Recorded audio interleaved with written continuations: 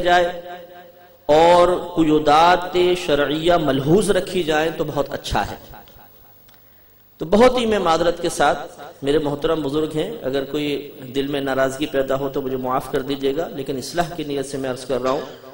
کہ یہ کہنا کہ الحمد سے لے کر والناس تک پورا قرآن نبی کریم کی نعت ہے، میں اس کو تسلیم نہیں کرتا۔ اس کو اکابرین نے بھی تسلیم نہیں کیا، کیونکہ اس میں یہودیوں کی مذمت بھی ہے، کفار کے عذاب کی وعیدیں بھی ہیں، فرعون کا تذکرہ بھی ہے اور خنزیر کا تذکرہ بھی ہے، مردار کا تذکرہ ہے۔ یہ ہمارے نبی کی نعت کیسے ہو سکتی ہے؟ فرعون کی مذمت نبی کی نعت بن جائے؟ بہت تعویلات بعیدہ سے آپ توڑ موڑ کے کر لیں تو ایک الگ بات ہے۔ عذابات کے واقعات بیان ہو رہے ہیں اور آپ کہیں یہ نبی کی نعت بیان ہو رہی ہے، تو یہ مطلب عقل بھی اس کو تسلیم نہیں کرتی۔ تو محبت اپنے مقام پر، جسے میں نے عرض کیا، وہ بھی نفرت میں نہیں کر رہے، محبت میں کر رہے ہیں، لیکن بعض اوقات ایسا ہوتا ہے کہ ہم کسی سے کوئی بات سنتے ہیں،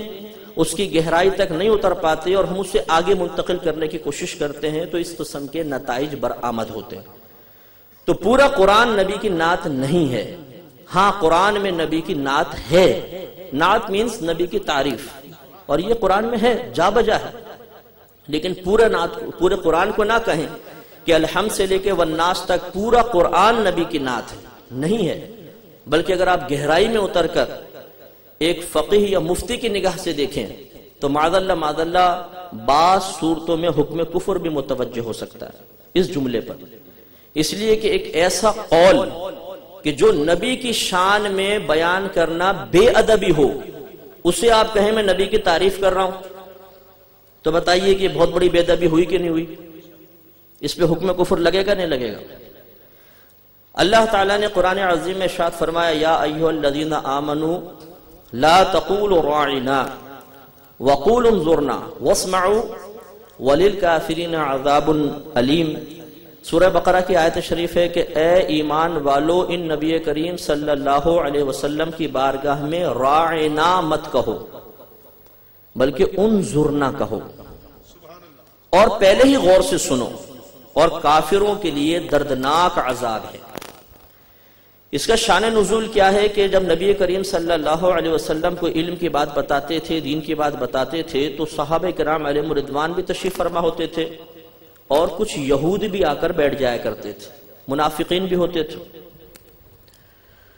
تو صحابہ کرام کو جب بعض اوقات کوئی بات سمجھ میں نہ آتی تو وہ دائرہ ادب میں رہ کے عرض کرتے، راعنا یا رسول اللہ صلی اللہ علیہ وسلم۔ اس کا مطلب ہے کہ اے اللہ کے رسول، ہماری رعایت فرمائیے، ذرا نظر شفقت فرمائیے، دوبارہ اس بات کو دہرا دیجئے، ذرا اور آسان کر کے بیان کر دیجئے۔ یہی جملہ بعض اوقات یہود بھی کہا کرتے تھے، راعنا یا رسول اللہ، لیکن لغت یہود میں راعنا کا مطلب تھا ہمارے چرواہے۔ تو وہ تضحیق کے اندر توہیناً، جیسے مذاق میں ایک لفظ کو غلط میننگ میں یوز کیا جائے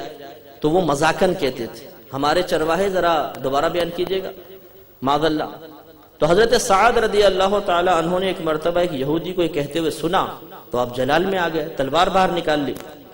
اور کہا کہ گستاخ، اگر آئندہ کبھی نبی کریم صلی اللہ علیہ وسلم کی بارگاہ میں یہ کلمہ تیری زبان سے نکلا، تیری گردن اڑا دوں گا۔ اس نے کہا کہ آپ مجھے کیوں کہتے ہیں، آپ کے اپنے مسلمان بھی تو کہتے ہیں۔ تو حضرت سعد رضی اللہ تعالیٰ عنہ کچھ افسردہ ہوئے اور نبی کریم صلی اللہ علیہ وسلم کی بارگاہ میں حاضر ہوئے اور عرض کیا، رسول اللہ ایسا ایسا معاملہ ہے۔ سرکار نے خاموشی اختیار فرمائی، اس پر یہ آیت کریمہ نازل ہوئی کہ اے ایمان والو، تم ان نبی کی بارگاہ میں راعنا نہ کہو، اب کیا لفظ کہو، انظرنا، ہم پر نگاہ کرم فرمائیے، نظر کرم فرمائیے، یہ لفظ استعمال کرو، واسمعوا، اور پہلے ہی غور سے سنو، تاکہ تمہیں راعنا کہنے کی ضرورت ہی پیش نہ آئے۔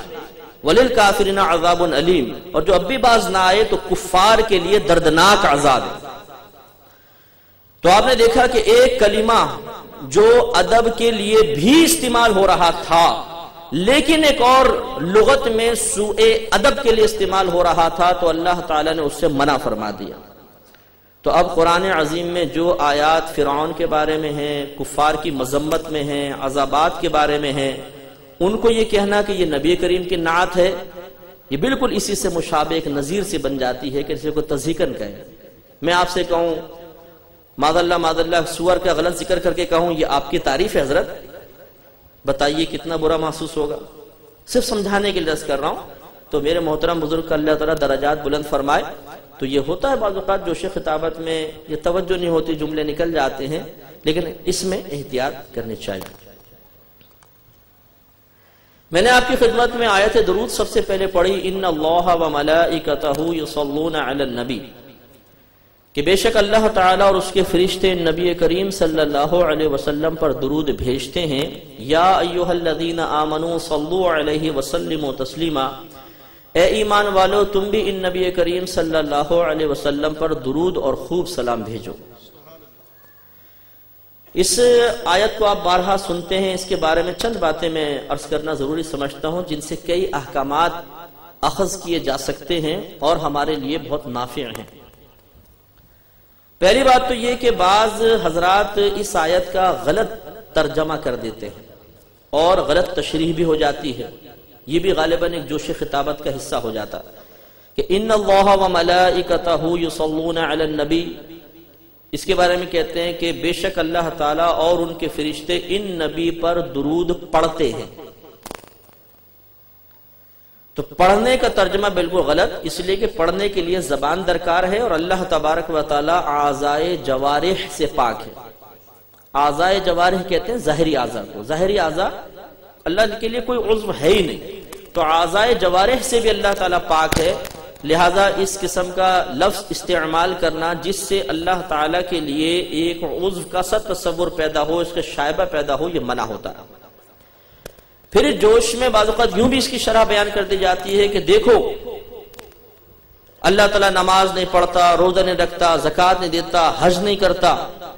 لیکن درود ایک ایسی عبادت ہے کہ وہ اللہ بھی کر رہا ہے۔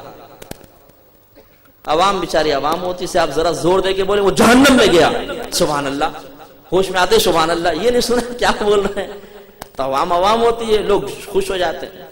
اور ہم لوگوں کے تحرک پر، لوگوں کی حرکت پر، ان کے مضطرب اور بے قرار ہو جانے کو اپنی کامیابی سمجھتے ہیں کہ شاید اب میرا بیان کچھ اثر انداز ہوا ہے کہ لوگوں میں کھلبلی مچ گئے اور کچھ نعرے لگے ہیں، تو ضرور میرے بیان نے اثر کیا، لیکن یہ اثر مثبت ہو تو بہت اچھا ہے۔ اگر اس کے غلط مفہوم نکال کر آپ نے پبلک کو متاثر کر دیا تو وہ بھی اسی جملوں کو آگے متاثر کرنے کے لیے بیان کریں گے اور کام خراب ہو جائے گا۔ لہذا اب یہ کہنا کہ درود ایک ایسی عبادت ہے جو اللہ بھی کر رہا ہے، یہ غلط ہے، بہت سخت جملہ ہے، اس لیے کہ عبادت کسے کہتے ہیں؟ عبادت اس عمل کو کہا جاتا ہے کہ جو عمل یہ ظاہر کر دے کہ اس کا اختیار کرنے والا کسی کی غلامی کر رہا ہے، کسی کی بندگی کر رہا ہے، کسی کا ماتحت ہے، کسی کے سامنے اظہار ذلت و عاجزی کر رہا ہے۔ جیسے آپ نماز پڑھتے ہیں، ایک عبادت ہے، آپ رکوع میں جاتے، قیام میں کھڑے ہوتے ہیں،